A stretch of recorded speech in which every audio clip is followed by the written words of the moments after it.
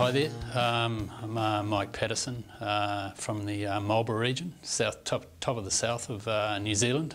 I make a range for Naked lay of the land wines, and have been lucky enough to be part of the Naked setup for 5 years now.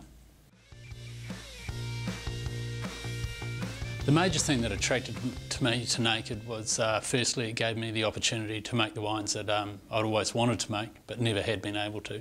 I'd always been making wines for a market, and Naked gave me the freedom to seek out the best fruit and basically make wines that people want to drink, and basically sing of where they're from.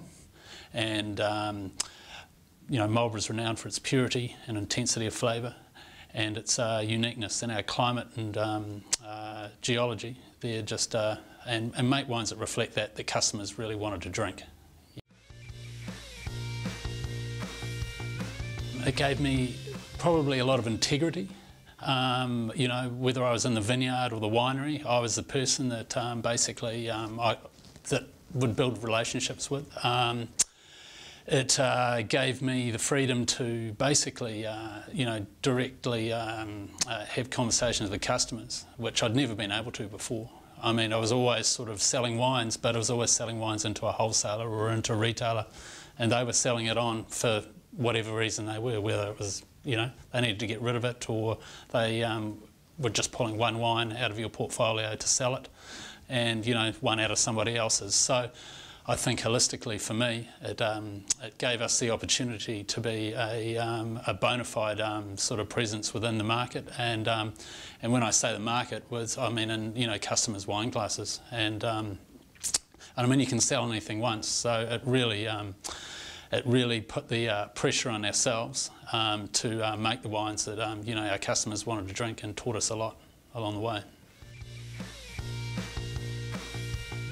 Actually, it was my then girlfriend, now wife, that inspired me really. I actually did a bit of arts and commerce at uni, and you know, I didn't have a clue what I wanted to do. That's why I did that. And my first job after uni was for the bank, and my wife was working for a wine distributor, and she used to bring a bit of work home, and so drinking and sort of different wines from around the world with her sort of made me think about you know, exactly why they tasted like they did, and what made those points of difference. So I knew I didn't want to be involved in the sales side, you know, per se. Obviously now we touch all parts of the business, but what really inspired me was, you know, how the tangibility of, you know, following something from basically the vineyard through the winery and into people's wine glasses. Yeah.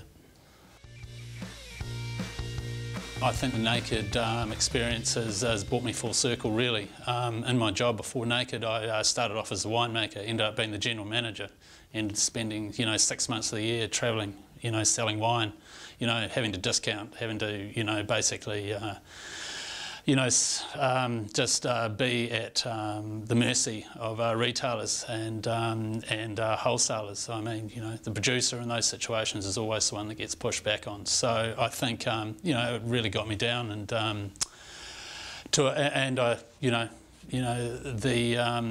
I mean, timing's everything. I mean, you know, it's not what you know, it's who you know. So sometimes, and, you know, running into Rowan and the guys when they were kicking things off in the UK, actually, you know, gave us a wonderful opportunity to sort of just change the game as they were beginning to. So, I think it was a little bit unbelievable at the start, to tell you the truth. I didn't really sort of you know, instantly believe in the model, but we pretty quickly realised that this was something that could revolutionise the way that sort of customers buy their wine and interact and with winemakers on a genuine level.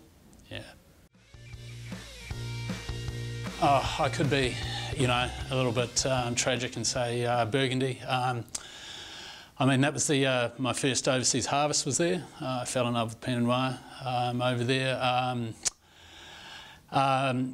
Chardonnay and Pinot, probably two wines that I would have to say would be my favourite. They're both, for me, speak of where they're from the loudest. They are the voice of the land and act as a real individual beacon of where they're from. the wines that can change in personality hugely, a huge spectrum of flavour. And my favourite region, my favourite, and Pinot from Marlborough, I think for me really suits the sort of philosophy we have about wine, is is drinkability and texture and subtlety, as well as that vibrant fruit character. But any wine that shows interest, personality, and is hugely drinkable will always find a place in our wine glasses. Yeah. Oh, I tell you what. In our first years, we certainly do. Some of the posts, initial posts, honestly, I used to sit there and think, is this for real?